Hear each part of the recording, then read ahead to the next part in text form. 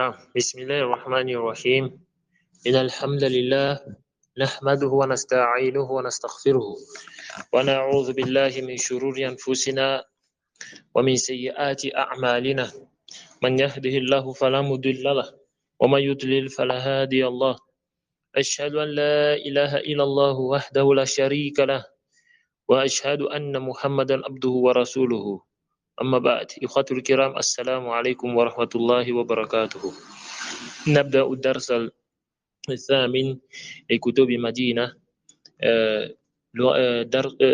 تعليم اللغة العربية لغير ناطق بها. Et alhamdulillah, aujourd'hui nous commençons la leçon 8 du livre des tomes de Médine, le livre de Médine, dans l'apprentissage de la langue arabe sans voyelle.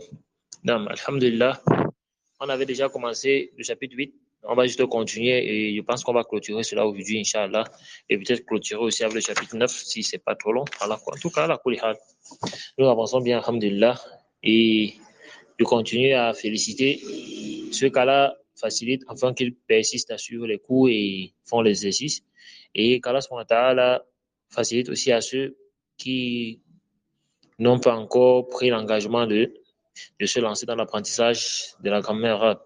Mais alhamdulillah, on félicite tous ceux qui font des efforts et on demande à Allah subhanahu wa ta'ala de bénir leurs efforts et de les récompenser énormément pour cela. Car la recherche de la science est une obligation sur tout musulman et elle est la meilleure des obligations après les choses obligatoires de la religion. Et la recherche de la science est une lumière. La science est une lumière à travers laquelle le serviteur se guide dans ce bas monde, afin d'obtenir les délices de ce bas monde et celui de l'au-delà. Donc, j'encourage vraiment les frères à rechercher la science, à fournir les efforts qui y mènent. Donc, aujourd'hui, alhamdulillah, on va donc continuer. Je pense qu'on a déjà expliqué ce qui précède, si je m'abuse.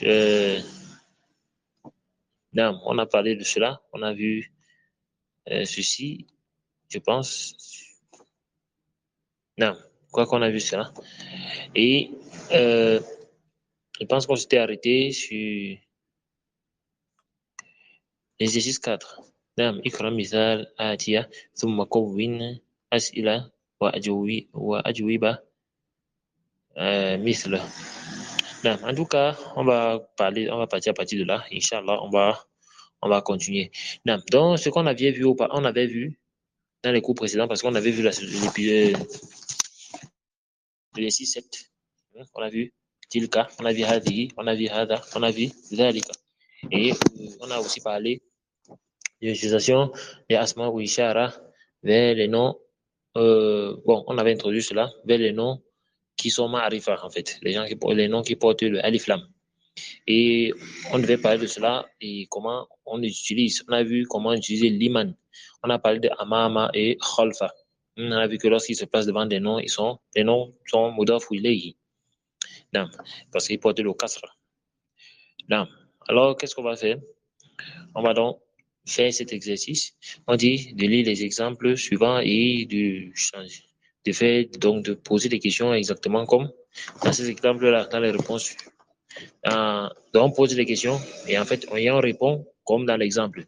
Par exemple, on a dit Liman hadha al-kitabu. Et vous avez déjà parlé du la, le lam ou mulk. C'est le harf jar également, lorsqu'elle est passée devant un nom, le nom prend sa déclinaison en kasra. Et c'est une harf qui permet de parler de la possession. Lorsqu'on demande Liman hadha al-kitabu, c'est vous dire à qui appartient ce livre. Et on répond hadha al-kitabu li.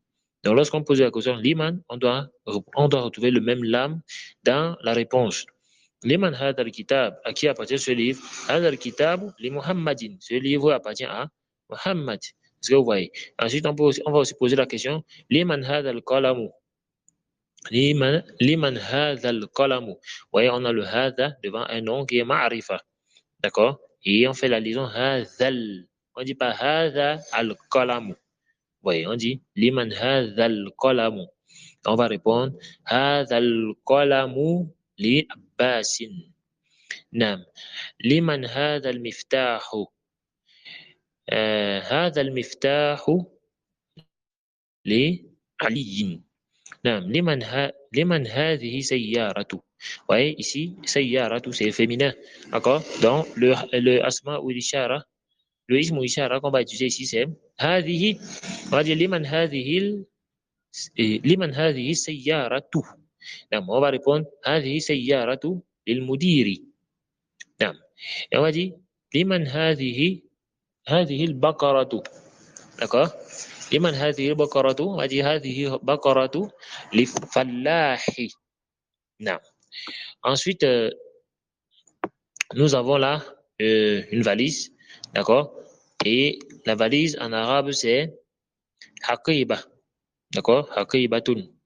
Naam. Haqibatun c'est une valise. Naam. On va donc répondre. On va dire liman hadhihi haqibatu. Liman hadhihi haqibatu. On va répondre hadhihi haqibatu lil mudarris. للمدرس. نعم. لمن هذا الكرسي. هذا الكرسي. il faut rappeler que ça porte alif lam. هذا الكرسي لعمار. لعمار. نعم. لمن هذه الديك عفوا. désolé, je suis pas très attentif. J'étais un peu distrait. نعم. لمن هذا الديك. d'accord. لمن هذا الديك. on va répondre هذا الديك لبنت فلاح. لبنت فلاح. d'accord. on a là le mudaf ilayhi. d'accord. بنت فلاح. نعم. ensuite on a là une montre الساعة. on va donc poser la question لمن هذه الساعة. هذه الساعة parce que الساعة c'est le féminin en arabe. Elle finit avec le tarba bouta. On va dire لمن هذه الساعة. on va répondre هذه الساعة لابن المدير. d'accord. هذه الساعة لابن المدير. نعم. on va répondre, on va aussi poser la question لمن هذا البيت. d'accord. لمن هذا البيت. نعم. لمن هذا البيت. on va donc répondre هذا البيت للطبيب. Sachez que la maison en arabe est au masculin. D'accord. On dit la maison en français, mais en arabe c'est au masculin. نعم. on va poser maintenant la question لمن هذه الملعقة. نعم. لمن هذه الملعقة. on va répondre هذه الملعقة للطالب. نعم. donc voilà comment vous devez faire cet exercice. تعمل أمثلة آتية. donc observez les exemples suivants. d'accord. on dit al-baytu. d'accord. et ici il est marfou'. pourquoi? parce que il porte le damma. c'est pour ça qu'on dit marfou'. parce qu'il porte le damma. et il est ma'rifa parce qu'il commence par alif lam. on dit fil bayti. al-bayti ici est majrour bi kasra. il est majrour ici bil kasra. et علامة جره الكسرة. donc son signe de son jar c'est le fait qu'il porte le kasra. et il porte le kasra pourquoi? لسبب الحرف جر في. d'accord. à cause du harf jar fi. Fi, on veut dire que ça fait partie des huruf jar parce qu'ils sont placés devant les noms sont déclinés en kasra. c'est pour ça qu'on dit fil bayti à cause du fi. min al bayti également. min al bayti est majrour bil kasra. et la cause c'est quoi? c'est le mim qu'on a mis avant. le mim c'est un harf jar et rappelez-vous lorsqu'il est placé devant un nom, le nom devient majrour. Majrour, c'est-à-dire qu'il prend le kasra. il faut que vous habituez à cette terminologie-là, Inch'Allah. Il a le bayti. Il a le bayti vers la maison. D'accord? Vers la maison, il a le bayti. Alors, bayti, il est majoré également bil kasra. Donc, ensuite, on a mustashfa. Al-mustashfa, ici, là, il est marfou'. Et ici, c'est un nom dont la terminaison, il finit avec un alif maksour. Wa alaykum salam wa rahmatullah. Il finit avec alif maksour. C'est une catégorie de noms qui n'a pas de, dont le signe du i'rab n'est pas apparent. D'accord? Le signe du i'rab n'est pas apparent. Donc la déclinaison est ce qu'on appelle en arabe takdiri. D'accord? Takdiri. C'est-à-dire que du moins, c'est hypothétique, en fait. Ça veut dire quoi? On sait qu'il est marfou, mais on n'a pas le signe du marfou. C'est pour ça que lorsqu'on fait l'analyse grammaticale, on va dire ismun, par exemple, ismun marfou. S'il est fa'il, on va dire fa'il marfou, allamatu raf'ihi à damma muqaddara. D'accord? C'est un damma muqaddara. Pourquoi? Parce que, en fait, on ne voit pas le signe du i'rab de façon apparente. Est-ce que vous comprenez? Donc, on ne voit pas le damma de façon apparente, mais on sait qu'il est marfou en fonction de sa position dans la phrase. Non. Et on va dire fil mustashfa. Oui, ici on ne met pas de kasra parce que il est majrour. Allamatu jarrihi al-kasra muqaddara. C'est un kasra muqaddara, un kasra qui est hypothétique, imaginaire. Bon, pas imaginaire, mais en fait hypothétique. Donc on sait qu'il y a le kasra, mais il n'est pas zahir. D'accord? Il n'est pas zahir, c'est qu'on ne le voit pas. Non, minal mustashfa également et ilal mustashfa. Donc le signe du i'rab n'est pas visible. Je crois qu'on appelle ce type de nom dans la langue arabe les ismun maksour. C'est maksour ou mankous. Afwan, bon, je n'ai pas bien mémorisé ce nom-là. Bon, je n'arrive pas à bien me rappeler si c'est maksour ou bien mankous. Mankous, maksour. Ah, je pense que c'est maksour. Allah alam, je vais juste encore réviser. Non. Alors, nous avons également Amérique. Amérique, bon, ce sont les noms, ça veut dire l'Amérique en fait. Mustashfa, c'est l'hôpital. Non. Amérique, fi Amérique, min Amérique, et il a Amérique, ce sont des noms étrangers. D'accord? Et vous voyez, ils n'acceptent pas de déclinaison. Ouais, non pas le signe du i'rab. Non, visible en fait. Allemagne, l'Allemagne. في الألمانية من ألمانيا إلى ألمانيا d'accord إلى ألمانيا et vous voyez les signes du i'rab ne sont pas très visibles. Inch'Allah, lorsqu'on va entamer le tome 3 de Médine, on va expliquer ces choses-là, Inch'Allah. Donc, vous avez là Iqra Waktub, on vous demande de lire et écrire. Donc, vous devez lire et écrire en mettant les voyelles à la fin de chacun. D'accord? هذا الطبيب من أمريكا. Ah non, min Incantara. Non, Incantara, c'est pas America, mais c'est Incantara. Non, Incantara, ici, je pense c'est l'Angleterre. Non. Vous avez ذهب حامد إلى الفرنسا. Ouais. Mahmoud. Alors, vous voyez, par exemple, ici, on a ذهب حامد. Hamidun, ici, il est le fa'il. Vous dites qu'il est le sujet. Je vous habitue ici à des différentes terminologies, puisqu'on va avancer avec cela. Les fa'il. Fa'il, ça veut dire le sujet, donc celui qui fait l'action. Il est fa'il. Il est Faransa. Ici, nous avons le maf'oul bihi. D'accord? Le maf'oul bihi. Et nous avons là également dhahaba qui est le fi'l. C'est-à-dire qu'on a le verbe, le sujet et le complément d'objet. Non. Mahmoudun maridun.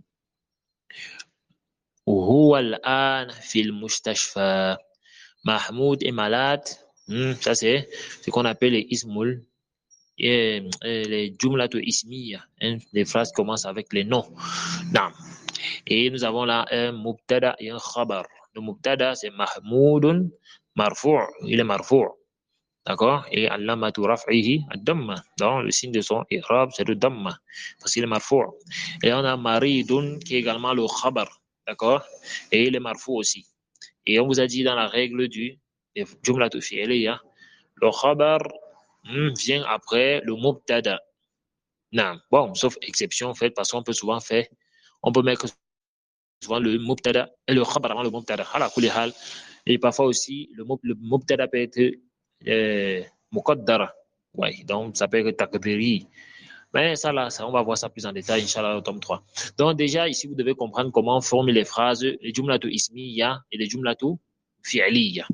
D'accord? On commence avec Jumla fi'liya, la mubtada et un khabar. Et le khabar peut être shubh jumla. Ça peut être une jumla ismiya. Le khabar. D'accord? Ça peut être une jumla ismiya. Donc, il faut aussi savoir cela. هو الآن في المستشفى. Il est actuellement à l'hôpital. ذهب عبد الله.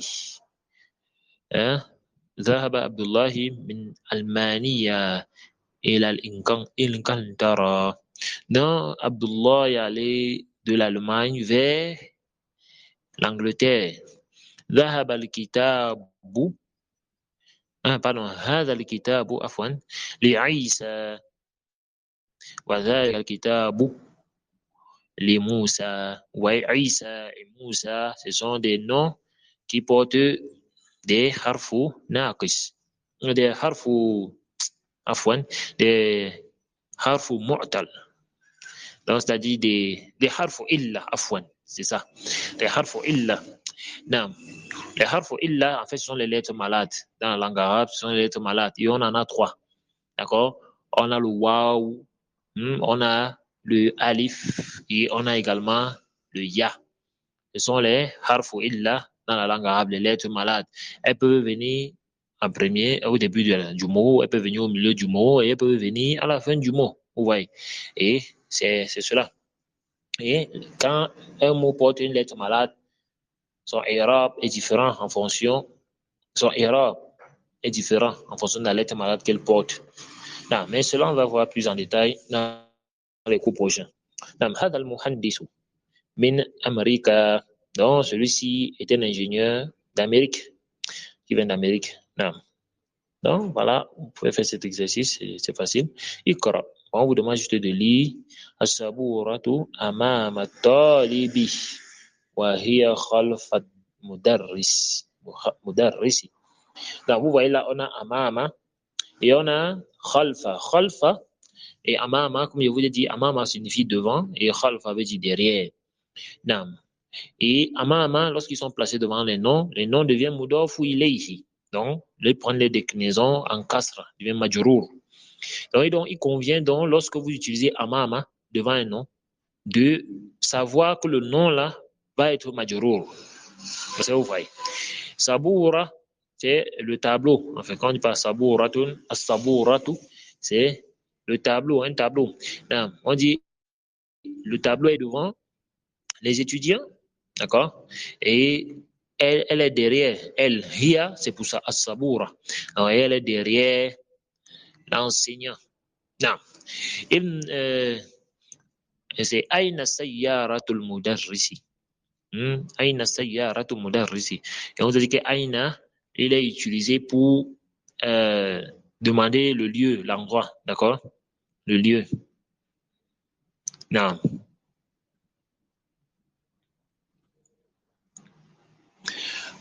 Non. Bon, voilà. Vous demandez le lieu. Et ici, on dit, ouais, aina baytul imami. Où est la maison de l'imam? Baytul imami khalfal masjidi. Aina jalasa Hamidun. D'accord? Où est-ce que Hamid s'est assis? Jalasa khalfa Mahmoudin. نعم. ذهب عمار إلى المسجد وجلس أمام المرحاب. نعم. Ammar est allé à la mosquée, vers la mosquée. Donc, il est allé à la mosquée et il s'est assis devant le mihrab, l'endroit où on pose le mimbar et que l'imam monte pour faire sa prière. Donc, du moins, en fait, l'endroit où l'imam se place pour prier. C'est appelé en arabe un mihrab. Et je tiens à rappeler que les choses que les gens construisent dans les mosquées aujourd'hui, là, ils font une petite chambre là où l'imam entre souvent pour diriger la prière. Ça, là, ce sont des bid'a dans les mosquées. Dans les mosquées. Quand on construit la mosquée doit être simple. On ne met pas les chambrettes.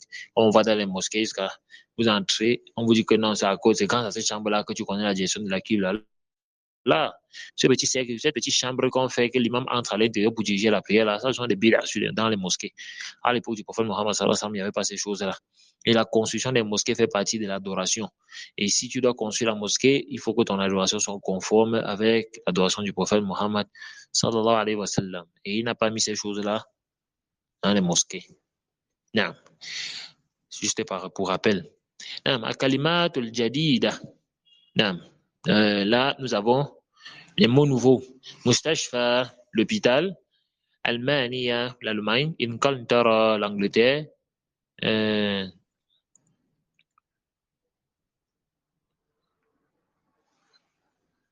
Ya salam. Non. Sawi. Ya salam. À la Koulihal, je vais revoir ce mot-ci, je n'arrive pas à l'identifier. As-sakin, as-sikin, le couteau. Par ça, la France, amam, devant, khalfa, derrière. C'est Suisse. Ya salam, je n'arrive pas, peut-être j'ai seulement oublié, à la Koulihal. Je crois qu'on a vu ce mot.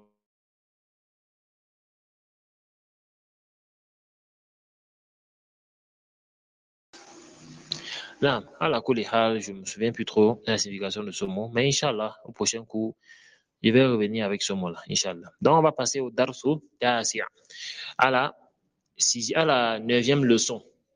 À la 9e leçon, ici, Inch'Allah, on va parler du nat wa man'oud, ce qu'on appelle l'adjectif qualificatif et le nom qualifié. Vous voyez, l'adjectif qualificatif et le nom qui est qualifié. Alors, on va d'abord lire le texte qui est venu. Et man hadha ar-rajul. Qui est cet homme? Huwa Abbasun. Abbasun tajirun. Abbasun tajirun ghaniyun. Hamidun mudarrisun. Hamidun mudarrisun jadidun. ما هذا؟ هذا تفاح. التفاح فاكهة لذيذة. ما ذلك؟ ذلك عصفور. العصفور طائر صغير. العربية لغة سهلة. نعم. Ouais, ici, je ne traduis pas parce que ce sont des mots qu'on a déjà vus. Peut-être il y a certains qu'on n'a pas expliqués. La vie dhatun, par exemple. La vie dhatun veut dire délicieux. Fakihatun, c'est un fruit. Donc, on dit atufahu, fakihatun, la vie dhatun, ça veut dire la pomme est un fruit qui est délicieux. D'accord? Usfurun, c'est un oiseau. D'accord? C'est un petit oiseau, en fait, un moineau. On peut appeler ça moineau. Al-usfurun ta'irun saghirun. On dit al-usfur, dont le moineau est un petit oiseau. D'accord? C'est un oiseau qui est petit. Al-lughatu al-arabiyyatu lughatun sahlatun. Donc, l'arabe est une langue qui est sahlatun, facile. D'accord? Je crois qu'il y a aussi jadidun. Bon, ça, on connaît aussi. Non, je pense qu'il y a plus d'autres mots. Ensuite, on dit al-arabiyyatu Luratun, jamilatun. Jamilatun veut dire belle. Donc, l'arabe est une langue qui est belle. Ammarun talibun mushtahidun. Wa mahmoudun talibun kaslanun. Ammar est un étudiant mushtahidun. Mushtahidun veut dire travailleur. D'accord? Qui fait des efforts. Et Mahmoud talibun kaslanun. Kaslanun, c'est pour dire un étudiant qui est paresseux. En fait, qui est paresseux. Non, donc ça décrit un l'état de paresse. Man anta, ana talibun. A anta talibun jadidun? Naam, ana talibun jadidun. Naam. Tamrin, exercice, bon, ikra waktub. On vous demande de lire et d'écrire en mettant les voyelles. Muhammadun talibun qadimun. Naam. Déjà, avant qu'on avance, il faut qu'on parle donc du but, en fait, de ce qu'on doit voir. Le na'at wa man'oud. Alors, c'est quoi le na'at? C'est quoi le man'oud? Le na'at, c'est l'adjectif qualificatif en arabe. Et le man'oud, c'est le nom qui est qualifié. D'accord? Si vous remarquez là, nous avons certaines phrases où elles sont d'abord des phrases simples, et ensuite on y a ajouté des adjectifs. Par exemple, on a dit Abbasun tajirun. Abbas est un commerçant. Maintenant, on dit Abbasun tajirun ghaniyun. Ghaniyun, ici, c'est le na'tun, l'adjectif qualificatif. Car il vient décrire, il vient qualifier le type de commerçant que Abbas est. D'accord? C'est pour ça que tajirun ici sera le man'oud, hein, le nom qui est qualifié. Qu'est-ce qui est ghaniyun? C'est tajirun. D'accord? C'est le commerçant qui est riche. D'accord? Nam. Hamidun mudarrisun jadidun. Mudarrisun qui est jadid, c'est-à-dire que c'est l'enseignant qui est nouveau, un enseignant nouveau. Nam. L'enseignant va être dans le man'oud, dans le nom qualifié, et jadidun va être dans l'adjectif qualificatif. Nam. Et il y a donc certaines règles qu'il faut respecter avec le na'at ou man'oud. C'est-à-dire quoi? Quand on parle de l'adjectif qualificatif en arabe, c'est quoi?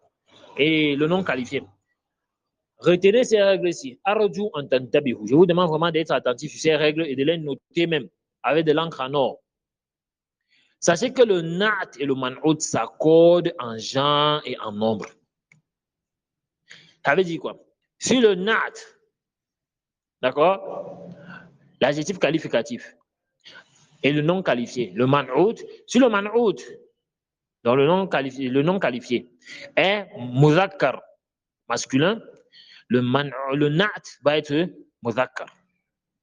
Si le man'oud est mufrat, alors le na'at va aussi être mufrat, c'est-à-dire singulier. Si le man'oud, le nom qualifié, il est jam au pluriel, le nom va être l'adjectif qualificatif va être aussi au pluriel. Il l'a excepté lorsque le man'oud est un pluriel de choses. D'accord? Si c'est un pluriel de choses non doué de raison, alors le na'at va être mis au féminin. Est-ce que vous comprenez? Au féminin. Ça veut dire quoi? Si il dit akalamun, c'est le pluriel de kalamun. Akalamun, c'est les stylos. Maintenant, si il veut dire les nouveaux stylos, par exemple, si il dit un nouveau, il veut dire kalamun jadidun. D'accord? Mais si je vais dire akalamu, je vais dire al-kalamu jadidatun. Pourquoi? Parce que le pluriel ici désigne des choses non douées de raison. Alors, son acte va être au féminin. Non, ça c'est l'exception. Et si le man'oud est nakira, le nat sera nakira. C'est-à-dire que si le man'oud, le nom qualifié est indéfini, sachez que le nakira va ici, le nat va être également indéfini. C'est-à-dire que s'il ne porte pas de alif lam, alors l'adjectif qualificatif ne porte pas aussi de alif lam. Si le nom qualifié porte le alif lam, il est ma'rifa, alors l'adjectif qualificatif est également ma'rifa. Retenez ça bien. Premièrement, s'il est ma'rifa, ils sont ma'rifa. S'il est nakira, il est nakira. Dans le nat et le man'oud. Nakira, ma'rifa. Jam. Sont pluriel. Excepté si le pluriel, le man'oud est le pluriel des choses non de des raisons, alors le na'at va être mis au féminin. Et quatrième, s'il est mufrat, il est aussi mufrat. C'est-à-dire que s'il est singulier, il est aussi au singulier. Wadih. Non. Donc, il faut bien comprendre ça. C'est pour ça qu'on va prendre cet exemple. Et aussi, il faut que j'ajoute. Si le man'oud prend le fatha, ça veut dire quoi? Si il est mansoub, sachez que le na'atun va être également mansoub. C'est-à-dire que s'il porte le fatha, sachez que l'adjectif qualificatif doit aussi prendre le fatha. Si l'adjectif qualificatif, le nom qualifié prend le kasra, lui aussi, le na'at prend le kasra. S'il est majrour, ils sont majrour. S'il est marfou, c'est-à-dire que s'il prend le damma, alors lui aussi prend le damma. Est-ce que vous avez compris? Maintenant, quelqu'un va me demander comment est-ce qu'on fait la différence entre le nat et le man'oud et une jumlatu ismiya. Non. Sachez que les règles qui s'appliquent dans le na'at wa man'oud ne s'appliquent pas forcément dans une jumla ou ismiya, dans une phrase verbale, non verbale, pardon, une phrase qui commence par un nom. Parce que quand vous regardez le mubtada et le khabar, le mubtada peut être ma'rifa, le khabar lui il est nakira. D'accord? Donc ça c'est déjà une différence. Non. Par exemple, on va lire ici. On dit Muhammadun, regardez, talibun qadimun. Vous voyez, talibun, il est le man'oud, ici il est comment? Nakira. Alors qadimun, il est nakira. Vous voyez, il est mufrat, donc singulier, alors qadimun est singulier. Ça vous voyez. Il est marfou et le nat est également marfou. Et qui talibun, il porte le dhamma, alors qadimun porte le dhamma. أذلك رجل مدرس جديد ouais مدرس nakira mufrad alors nous avons جديد qui est nakira et mufrad نعم on dit là huwa tabibun jadidun est-ce que vous voyez mufrad et vous voyez les mudhakkar donc masculin singulier d'accord marfu' il porte dammatain et jadidun porte également le dammatain نعم هذا درس سهل درس مفرد singulier سهل مفرد là nous avons aussi il est مذكر masculin vous avez là masculin نعم vous avez là مرفوع il est également مرفوع نعم عباس تاجر شهير d'accord et la même règle s'applique شهير ici c'est célèbre d'accord non Bilalun muhandisun kabirun. La même règle s'applique. Al-inkliziyatu luratun su'batun. L'anglais est une langue difficile. Vous avez luratun su'batun. Luratun. Mu'annath. Ouais, ici, il est mu'annath, c'est-à-dire qu'il est féminin. Et ici, on a su'batun qui est également féminin. Wadih. Nam. Et il est mufrat. Singulier. Nam. A anta rajulun ghaniyun. Même chose. La ana rajulun fakirun. Même chose. Al-Qahiratu madinatun kabiratun. Ouais, le Caire, dans la ville du Caire en Égypte, est une ville grande, est une grande ville. Donc vous avez là, nakira, mu'annath, d'accord? Donc vous avez là. Anta mudarrisun qadimun. Donc vous avez la même chose. Ahamidun talibun kaslanu. Bon, kaslanu fait partie des noms qui sont mamnou min as-sarf, c'est-à-dire des noms qui ne portent pas de dammatain. C'est-à-dire qui ne portent pas de damma. D'accord? Et il n'accepte pas le kasra aussi. Non, donc il prend que deux, vous voyez, le damma et le fatha. Et vous voyez talibun, de kaslanun, donc les deux s'accordent, les marfou. Non. Là, huwa talibun mujtahidun. Non. Donc, c'est que la règle du na'at et le man'oud sont bien comprises. Non. Et le na'at ne peut jamais prendre le alif lam si le man'oud ne prend pas de alif lam. D'accord? Donc, ils s'accordent. Non, il faut bien comprendre. Non, on dit في الفراغ في الجمل في الجمل الآتية نعتا مناسبا عفوا. Donc on dit complète les vides là dans les phrases par le nat qui convient, c'est-à-dire par la qualificative qui convient. Khadijatu talibatun. Alors vous mettez, c'est pas ce que vous voyez qui peut convenir à cette phrase-là. Mais on va essayer de prendre les mots au hasard qui peuvent avoir un sens. On dit Khadijatu talibatun jadidatun. Talibatun est mufrat et il est également mu'annath. Donc, et il est nakira, c'est-à-dire qu'il est indéfini, il est singulier et il est féminin. Donc, l'adjectif qualificatif qui va venir sera singulier, féminin et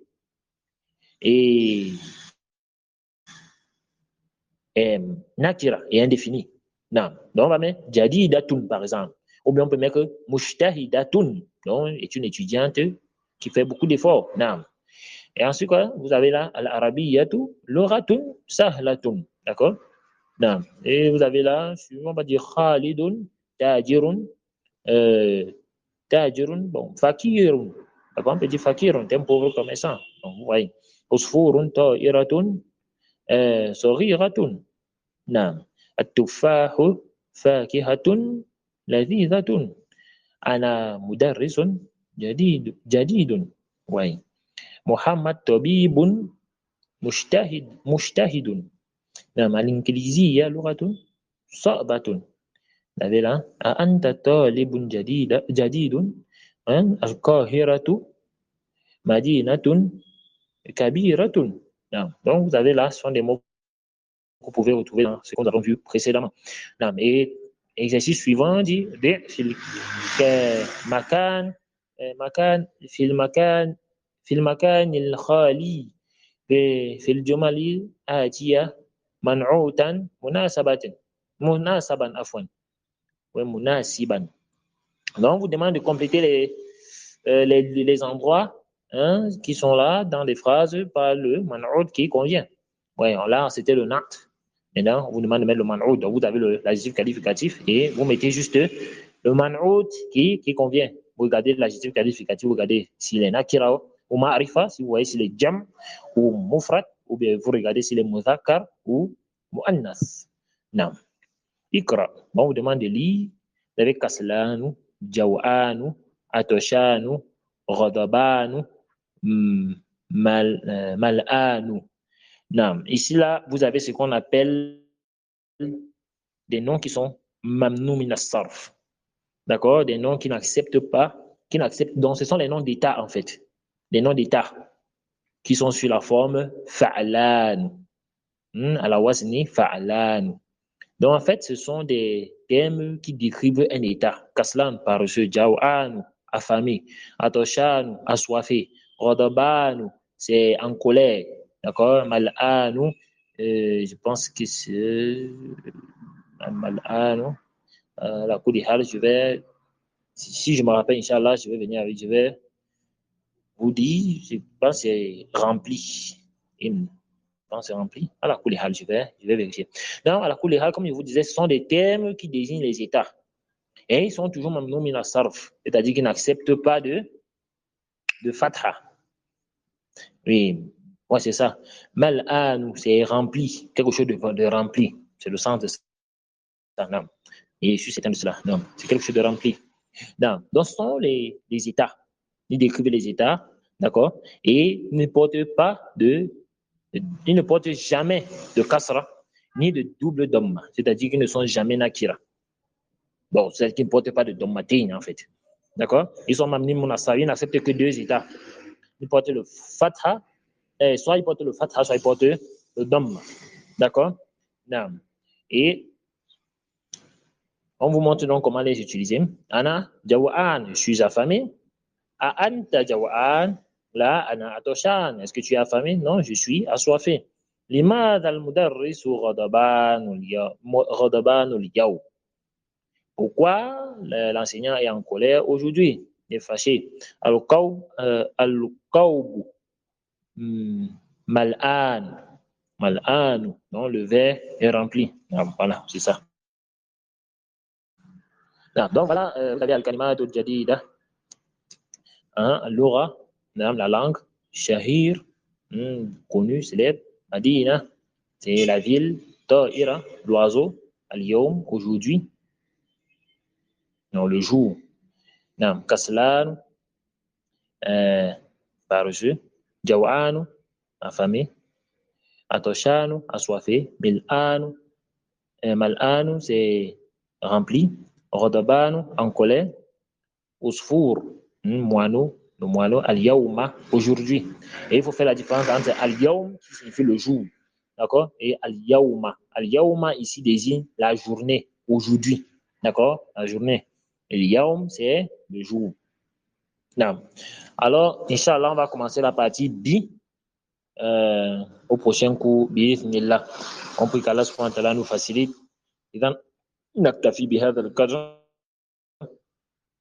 سبحانك اللهم وبحمدك أشهد أن لا إله إلا أنت أستغفرك وأتوب إليك. Assalamu alaikum wa rahmatullahi wa barakatuhu. Pour ceux qui aimeraient euh, poser des questions ou bien faire des exercices, vous m'envoyez juste les audios pour ceux qui sont en ligne ou bien qui vont écouter les cours après. Et ceux qui sont là, ils font seulement les exercices et Inch'Allah, on va corriger avant le prochain cours. Naam. Assalamu alaikum wa rahmatullahi wa barakatuhu.